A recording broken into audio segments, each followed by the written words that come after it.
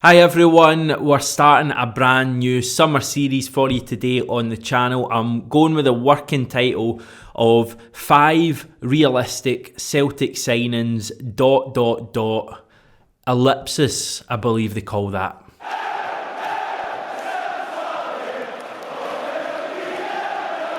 Basically, how it's going to work, in my mind anyway, is that I will work through the kind of key positions in any football team. So for example, we'll do a video on keepers, on fullbacks, on centre-backs, on centre-mids, on wingers, maybe attacking mids, and of course strikers. And for each of these videos, I'm going to pick out 5 realistic players that Celtic could sign. Now, I don't know who's in charge of recruitment at Celtic. I don't even know if we have anyone in charge of recruitment at Celtic. But if they happen to be watching this video right now and they have absolutely no ideas for players we could sign, then hopefully I'm going to give them some ideas. We're starting today with goalkeepers. I've got 5 realistic ones written down here. I think they're realistic anyway. I'll try and explain a bit about them, what they've been up to recently, whether Celtic could actually move for them. Let's get going.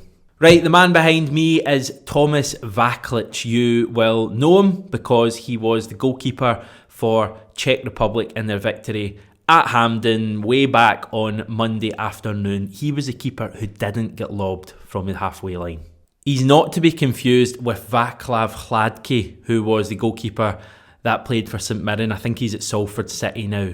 Neil Lennon made that mistake on the BBC Sports Sound show earlier in the week. And he shouldn't really have done it because he should have some sort of a knowledge of football. And also, Tomas Vaklic is a pretty decent goalkeeper. He's been at Sevilla for the past 3 seasons. He joined there in 2018 from Basel. For the first couple of seasons, he was Sevilla's #1 goalkeeper. But in the last kind of 12-14 months, basically since COVID happened, he's really struggled. He has had injury problems. He was displaced by Bono, the goalkeeper. I'm absolutely not making any puns this time, I promise you that. And then this season, Sevilla actually signed a goalkeeper. He didn't feature at all, really, for Sevilla, and he was offered a new contract at the Andalusian club, but he decided not to take them up on that offer because he wanted to play more first team football. In terms of clean sheets, he had 58 in 169 for Basel and 34 in 94 for Sevilla. So he's a free agent. He's at the peak of his powers with regards to age,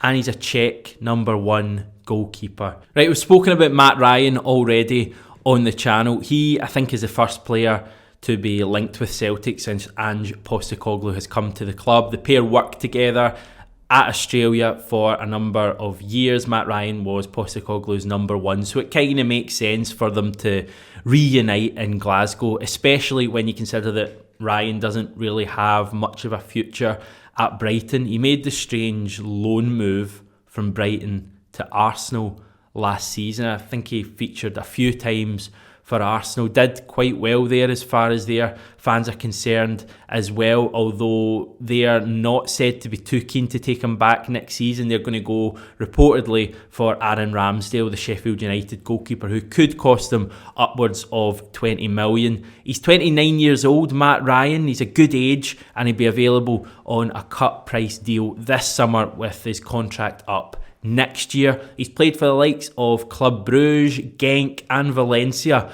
in the past, so he kind of knows his way around European football. He's played for a number of teams. Would the lure of being reunited with Postecoglou be enough to convince him of a move to Celtic? I think this is probably the most likely of the 5 goalkeepers to actually happen. Right, another goalkeeper from the Euros, Danny Ward, has been the Welsh #1. He has helped them big time in their really positive start to the tournament. He kept a clean sheet the other night against Turkey, but it was really his first performance against Switzerland that was the best, really. He made a lot of really good saves in that game, helped Wales to a point. Someone should probably tell Brendan Rodgers, his club manager, because he's still not started a Premier League game for Leicester despite signing, I think, 2.5 years ago. They paid £12.5 million to sign him from Liverpool in 2018. So he would probably cost a fair bit of money, but he is probably one of the best goalkeepers going around at the moment that isn't actually playing first team football at the moment. Maybe a loan deal could work. Maybe Brendan Rodgers wants to do his old club a favour. Maybe he wants to heal that relationship that was so badly broken when he jumped ship and went down to the Foxes. Maybe Danny Ward would want to return to Scottish football. He has played here before. He was Aberdeen's first choice goalkeeper season 2015 to 2016. Would he want to come back to Scottish football? Would he like a chance to win trophies? Maybe he's going to win a trophy this summer with Wales, the way things are going. These are all questions that will be answered at some stage. I'm kind of not convinced really that Danny Ward would want to come to Celtic, but it's the kind of one that I think we should be asking the question of, even if it's just a loan. I'm not a huge fan of loans in general, but they may be a necessity this summer when you consider the amount of players we're going to have to bring in. Right, Marko Dmitrovic is the Serbian kind of first choice goalkeeper. They're strange, Serbia. They seem to go from one goalkeeper to the next. They probably the only international team about that has two first choice goalkeepers, and they kind of split games between them. Obviously they're not at the Euros. I think they lost in qualifying or something. But Dmitrovic played his club football for Eibar up until recently, the end of this season. They were relegated. It just so happened that his contract was up at that stage. He's actually been linked with a move to Sevilla to replace the aforementioned Vaklic. Time will tell whether that happens, and in truth, he's probably likely to have options in bigger and better leagues than Scotland. He was one of the best goalkeepers in Spain last year, out with the obvious Oblaks, Ter Stegens and Courtois of this world, and considering that his Eibar side finished bottom of the table, it's not bad to come out with some sort of credit in the bank as far as he's concerned. Again, it's not one that I'm sure people at Celtic will even be aware of, but I'm throwing it out there.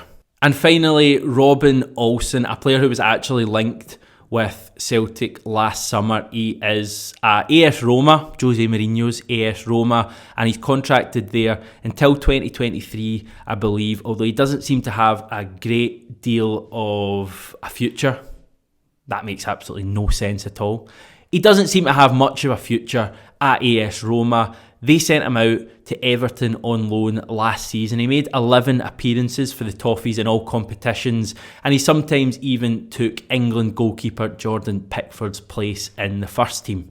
Everton fans liked him and seemed to quite like the idea of him coming back to the club, although since then they have lost their manager. Carlo Ancelotti went to Real Madrid. I think Rafa Benitez is meant to be going in there, so we're not too sure whether they would look to re-sign Olsen next year. Olsen actually said that he wanted to play more at Everton and he wants to play in general, so maybe Celtic could offer him that opportunity. He's been at the Euros. He put in a really good performance in Sweden's opener against Spain, so he's kind of on everyone's mind at the moment, a bit like a few of the other guys we've mentioned on this list. And of course, Celtic have been credited with an interest in him in the past. Italian outlet Romanista believe that Roma want Everton to pay around £4 to £5 million for Olsen, so that's not out with Celtic's price range.